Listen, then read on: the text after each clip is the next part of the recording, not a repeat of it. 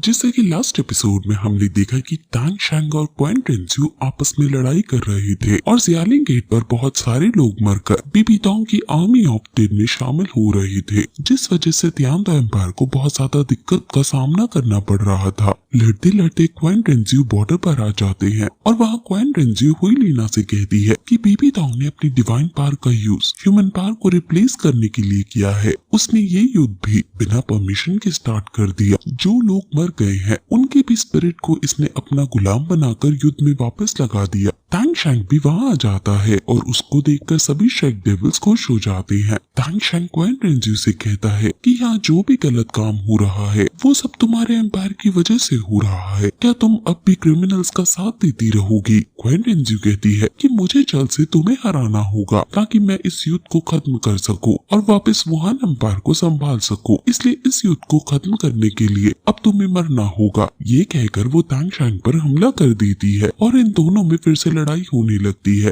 तांग शैंग अपने ट्राइडेंट से और क्वेन टेंज्यू अपनी होली स्वॉर्ड से हमला कर रही है। वो दोनों अपने अपने डिवाइन अटैक्स भी एक दूसरे पर करते हैं और लड़ते लड़ते वो अलग जगह जा रहे हैं क्योंकि इन गॉड्स के लिए ये लड़ाई की जगह छोटी पड़ रही है। वो वहाँ चले जाते हैं जहाँ उनके आसपास बैलून्स ही बैलून्स हैं जिसमें वो लोग ट्रैवल कर रहे हैं, लेकिन वो दोनों ही लड़ते लड़ते इस बात का ध्यान रख रहे हैं कि किसी भी इंसान को चोट ना आए। अब लड़ते लड़ते वो वुहान सिटी में चले जाते हैं और उनकी लड़ाई की इंटेंसिटी इतनी ज्यादा थी कि जो घर में बैठकर अपनी महंगी महंगी 30 साल पुरानी वाइन पी रहे थे वो तक इस इंटेंसिटी से इफेक्ट होकर वाइन गिरा देते हैं। आसपास की बिल्डिंग टूटने लगती है और एक बिल्डिंग एक औरत और उसके बच्चे के ऊपर गिरने ही वाली थी कि तभी वहाँ तांग शैंग उस बिल्डिंग को पकड़कर उस औरत को बचा लेता है, लेकिन तभी वो देखता है कि इस बिल्डिंग की दूसरी साइड को क्वेन टेंज्यू ने पकड़ रखा है और उसने भी इसको बचाया है। वो दोनों फिर उस औरत के चले जाने के बाद इस बिल्डिंग को ही एक दूसरे पर मारने की कोशिश करते हैं और लड़ते लड़ते वो एक कपल के बेडरूम में भी घुस जाते हैं। अब लड़ते लड़ते ये झरने के पास आ जाते हैं और पर्वतों पर एक दूसरे को मारने लगते हैं। हमें वो सब सीनरी दिखाई जा रही है जो अब तक सोल लैंड में हमें दिखा चुके हैं। अब लड़ते लड़ते ये एंजल गॉड के स्टैचू पर आ जाते हैं और वहाँ लड़ने लगते हैं। उनकी लड़ाई से एंजल गॉड की स्टैचू भी टूटने लगती है और फिर Tang Shang third move of 13 golden weapon skills जिसका नाम नो बैक अगेन है उसका यूज करता है और इससे क्वेन टेंज्यू घायल हो जाती है और एंजल स्टैचू के पंख भी टूट जाते हैं।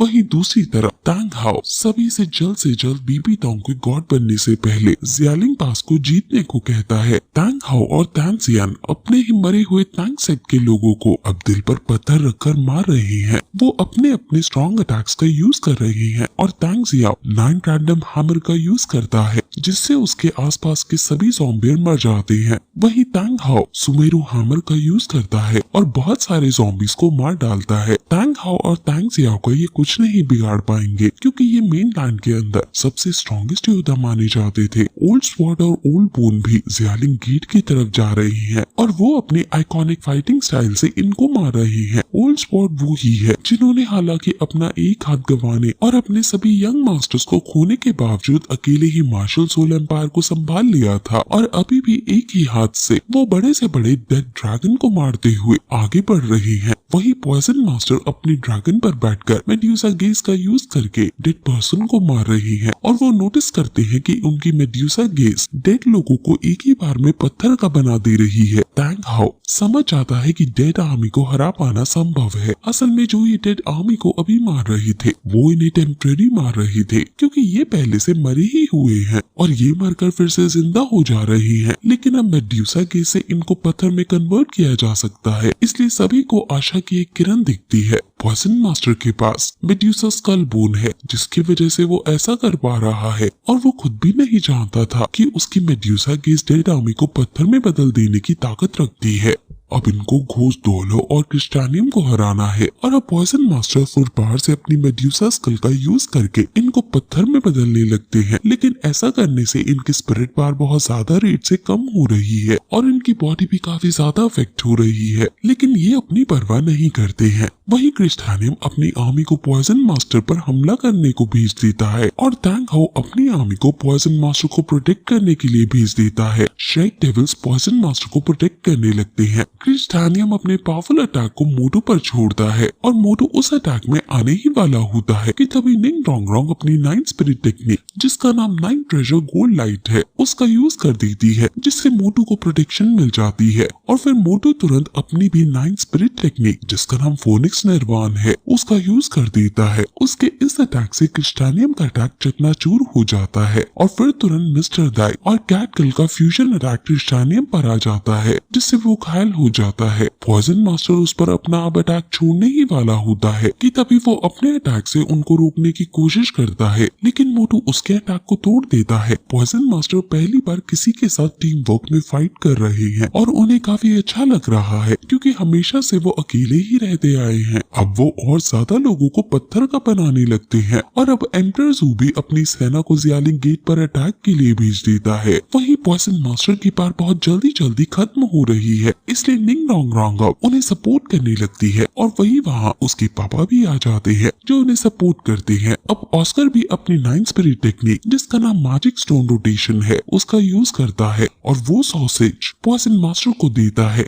वहीं से वो घोस्ट डॉलों से लड़ रही है और ऑस्कर अब सभी श्रेक डेविल्स को ये सॉसेज दे देता है, जिससे इनकी सोल पार तुरंत फुल हो जाती है। हालांकि पॉइजन मास्टर को निंग डोंग रोंग, सेक मास्टर और ऑस्कर का सपोर्ट मिल रहा है, लेकिन फिर भी जिस रेट से उनकी स्पिरिट पार कम हो रही है, ग्रैंड मास्टर को नहीं पता कि और कब तक वो इस युद्ध में टिक पाएंगे, क्योंकि वो लगातार मेड्यूसा गेज, जो उनकी पावरफुल टेक्निक है, उसका यूज करते जा रहे हैं। टैंक हाउ कहते भी हैं कि तुमने बहुत ज्यादा सोल पार का यूज कर लिया है, अब बाकी हम पर छोड़ दो, लेकिन वो नहीं रुकते और कहते हैं कि मैं ठीक हूँ। क्रिस्टानियम अब गुस्से में पॉइजन मास्टर की तरफ आता है और कहता है कि अब तुम्हें मारकर अनडेड आर्मी में शामिल कर देंगे और वहाँ अपनी साइड तुम्हारा अच्छे से वेलकम करेंगे। पॉइजन मास्टर कहता है कि बीबी डोंग ने हमेशा से तुम्हें बस एक मोहरे की तरह यूज किया और मरने के बाद भी तुम्हें शांति से नहीं रहने दिया, और वो मरने के बाद भी तुम्हें कंट्रोल कर रही है। अगर तुम्हारी कॉन्शियसनेस थोड़ी सी भी बची हो तो क्या तुम साथ फील नहीं कर रहे हो? क्रिस्टानियम बस इतना कहता है कि उनके बारे में बुरा मत भूलो, और अब पॉइजन मास्टर उस पर मेड्यूसा गेज छोड़ने लगता है, लेकिन वो उनके अटैक से बचते हुए उनके करीब जाने लगता है। और जब वो समझ जाते हैं कि वो इस पर ऐसे अटैक नहीं कर पाएंगे, तो वो मेड्यूसा डेस्पायर अटैक छोड़ देते हैं, जिससे जो भी उनके रेड लाइट में आता है वो सब पत्थर का बन जाता है।